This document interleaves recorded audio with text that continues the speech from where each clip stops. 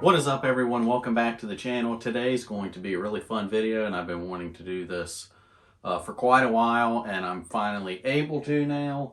We are going to take this guy out again and throw this on it. And I haven't seen anybody run one of these suppressed, so I'm pretty sure I'm the first to try this out. So we are going to try that out. We'll go over... Anytime I do a video on this, everybody's always got a question to ask about something going on here, so I do a quick overview talking about every single piece. There is a SD9VE There is a playlist on this that's got videos on everything I've done to it, so if you're interested in hearing more about it, you can check that out. And I did recently do a video on this as well. So before we get out there and try this out, talking about this, here we have a magazine extension that is from Apex Tactical. We've got a stick-on grip. I love stick-on grips. I've got them on just about everything. I have used two different companies before. One is Talon grips. I can't remember if this is Talon or not. And the other one was stick-on grips. No, not stick-on grips. Handle it grips. And I like everything I've gotten from both of those companies, but do have a stick-on grip. And then these are slide stick-on grips. They did come from Talon. We've got a micro red dot here. It's ADE. This is just a cheaper one that I got because I did have the Vortex Venom on here, and that ended up going on something else, so I wanted to put a new one on here. I did make a piece before I put this on here because when I machine this, I do all the machining on all the stuff at my shop. When I machined it to mount the red dot, I had to do away with my rear sight cutout. So I didn't have rear sight anymore, so I actually made a piece that went in here and fit in this location, mounted to the tapped holes that I put in here for the red dot, and actually made a rear sight in that one piece. I did a video on that as well. So I did do a cutout for the red dot and then did a window cutout up there. This does also have a trigger kit and spring kit, both from Apex Tactical. I did do the original trigger kit that Apex came out with. That was just a plain old black curved trigger. I replaced that with a new one that they came out with, the flat face trigger, and you can get these in a bunch of different colors as well. That's also from Apex. This extended threaded barrel, half 28, that also came from Apex Tactical. I did get, and you can only get it in black. I did get this coated titanium nitride from Titanium Gun, and they also did a black Cerakote job on this slide as well. It was the regular silver slide like you mostly see in them. And then I've had quite a few different lights on this. This one is the TLR7A from Streamlight. That's pretty cool because most of the lights you get from Streamlight you can only get in black. They offered this in black and FDE, so I went ahead and went with that just to because I think it looks cool. So that is pretty much everything with this guy. So now we can do this and take this out and test it out. This is the rugged Obsidian 9. Like I said, I did do a full video on that.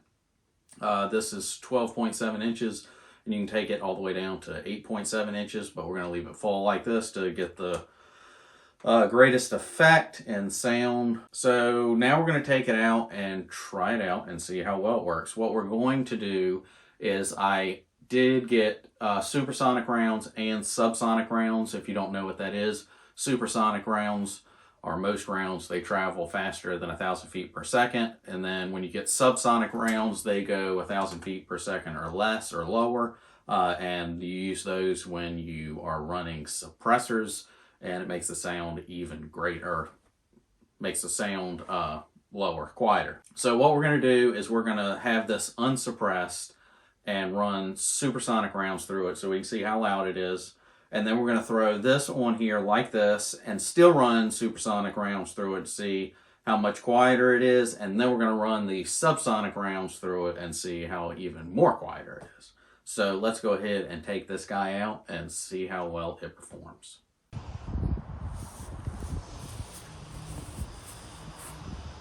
Alright, so we're out here and have this out. I just did the original test that you can check out in the video on this guy, and did have some issues running it on this. And I'm not exactly sure what was going on with that.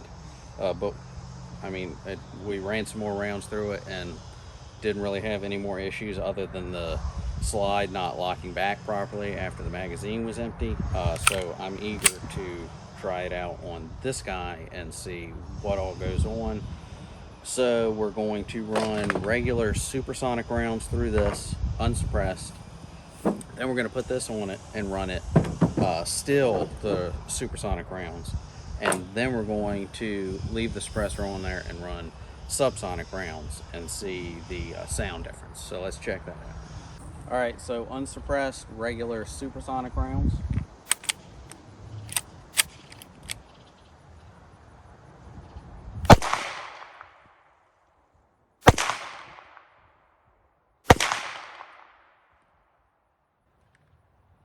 And the slide lock back. So let's put the suppressor on here and run more supersonic rounds. Alright, now we've got it suppressed and staying with supersonic rounds.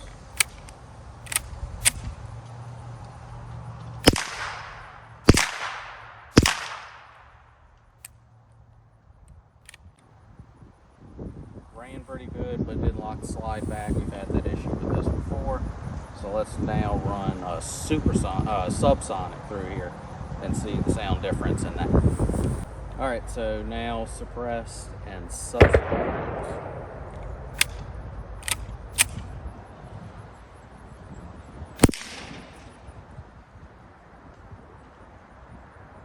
And we've got a jam on the first one.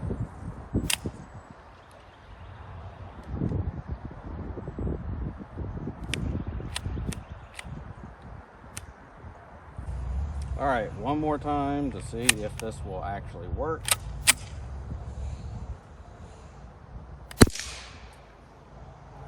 Same exact thing.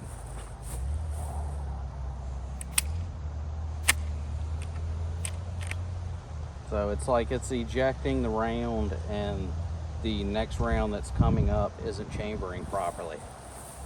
That one I went ahead and was able to pull the slide back and chamber the round. Same exact thing.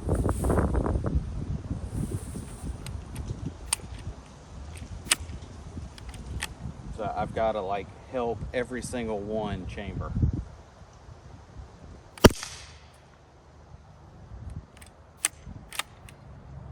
So it's ejecting the rounds, but the next round coming up will not chamber. So I guess this little cheap pistol that I've done a bunch of stuff to just wasn't meant to be suppressed. So hopefully you guys enjoyed this video. It was pretty fun. I've been looking forward to doing this for a while. Be sure, if you haven't yet, to get subscribed to the channel. Let me know all of your thoughts down in the comment section below. And be sure to check out watch.wiley.com. There is some discount codes and some link buttons that you can click on, and when you purchase something you can get the discount, and it does help out the channel a lot, so I'd appreciate it if you guys check that website out. That's all I've got for you guys today, and I'll see you in the next one.